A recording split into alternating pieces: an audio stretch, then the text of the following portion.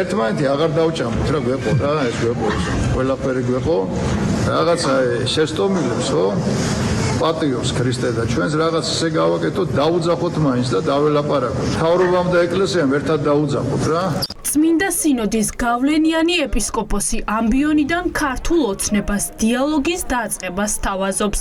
მეუფე იაკობი ფიქრობს, რომ ამ დაპირისპირებაში ყოფნას ქვეყანა ვეღარ გადაიტანს, ამიტომ შუამავალი ეკლესია უნდა იყოს. ერთმანეთთან საუბარი უნდა დაიწყოს. ამ დღეს ჩვენს მთავრობას და მხედრობას ულოცავ, ჩვენს ოპოზიციას ულოცავ.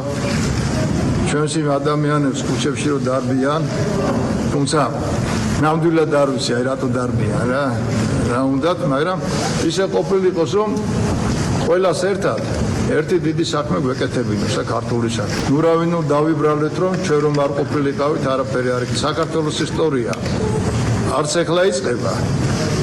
არც 2003 წლიდან დაწყებულა, არც 2012-დან დაწყებულა და შერიგებისკენ წავიდეთ და თუ ვინმე არ წავა ხო თავისი ის არის, ამერე ყველა ვნახავთ რა, ვის უნდა და ვის არ უნდა მშვიდობა.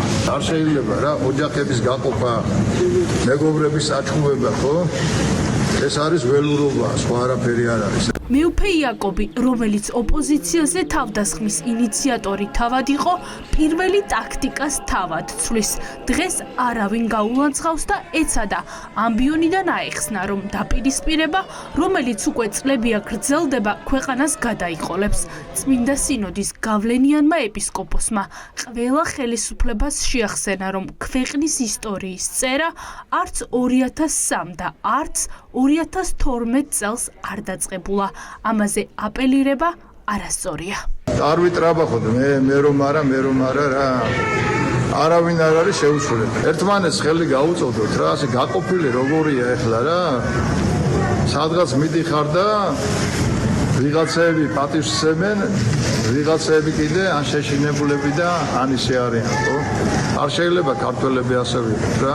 მეუფე იაკობი ირაკლი ღარიბაშვილის ახლო მეგობარია. უკავშირდება თუ არა მისი შეცვლილი პოზიცია ექს-პრემიერის დაკავებას. ფაქტია, ქართულ ოცნებაში უფრო მეტი იციან.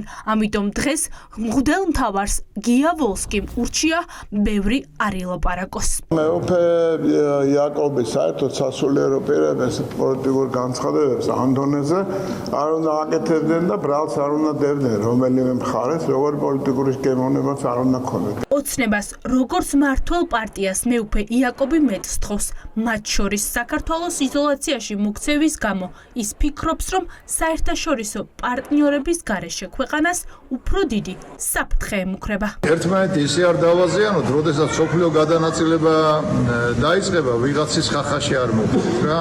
ვიყოთ ერთმანეთთან კარგად, რომ ერთმანეთს არ ტროვდეთ. კარგად მივდივართ, ანუ სწორად წავიდეთ, ბოლომდე მივიდეთ სწორად, რომ ვინმეს ხახაში არ ჩაუვარდეთ რა. თუ არავისთან ურთიერთობა არ ქონდა, ვიღაცა მაინც გადაკლაფოს მე რა, ცოტა ხანი იქნები და მე აღარ გამოშტება რა.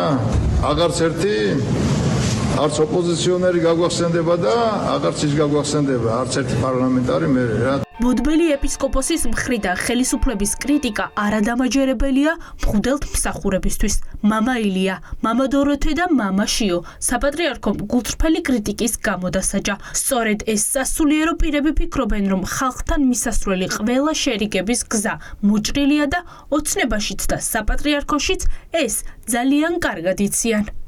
ქართველი ხალხი როცა დალეწეს და სისხლი ადინეს და ცემეს ერთი სიტყვა რა მოუღია და მამა დოროთე რომელიც იცავდა და ჩვენ ვიცავდი ჩვენ მღვდელმსახურება შეგვიჩერეს. ზუსტად ამიტომ საძევალება დღეს ეს არის მოსაყდრე რომელმაც სიტყვა უნდა თქვას ამის შესახებ. აგერ დღეს ნათლისღებაა და სამებაში წირვა არ ჩაუტარებია. აქ არ არის დღეს, იმიტომ რომ არის და თავი ზუსტად ამ პროცესს ხო იცის რომ დღეს პრეზიდენტმა უნდა შეიწყალოს პატიმრები და ის ზუსტად არის და იმიტომ რაღაც ხომ უნდა ეთქვა.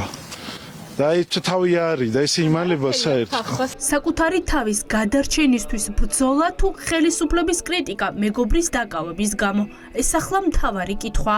თეოლოგები ფიქრობენ, რომ ბოდბელი ეპისკოპოსი მეგობრის დაკავების შემდეგ გაურკვევლობაშია, ამიტომ ცდილობს ორმაგი სტრატეგიით იმოქმედოს. მეუფე იაკობს ახლა თავისი ბედი და მომავალი უფრო ადარდებს სიმართლე გითხრათ, ვიდრე ამ ქვეყნის მომავალი. მას შემდეგ რაც ღარიბაშვილი დააპატიმრეს, მას აღარ ყავს ასე ვთქვათ, გაფიოდ გამოკვეთილი მხარდამჭერი ამ ქვეყნის ხელისუფლებაში. ამიტომ ბუნებრივია, რომ ის ეძებს გზებს ახლა იმისთვის, რომ თავისი ბედი იყოს გარკვეული. სადაც სამართლიანობის პრინციპი დარღვეულია და სადაც მეუფესთვის უცნობია, რომ ოპოზიცია ციხეშია, რეალურად ვის ანაპირებს საუბარს, ესეც გაუმდებარია და შესაბამისად სხვა ბევრი რაღაცეები, რაც მის ქადაგებაში ითქვა.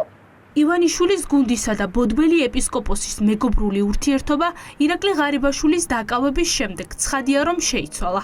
ახლა საინტერესოა, რა პოზიცია ექნება მეუფე იაკობს შემდეგ დღეებში, როდესაც ქართული ოცნება დიდი ალბათობით ეკლესიის შუამავლობით დიალოგის დაწყებაზე უარს იტყვის.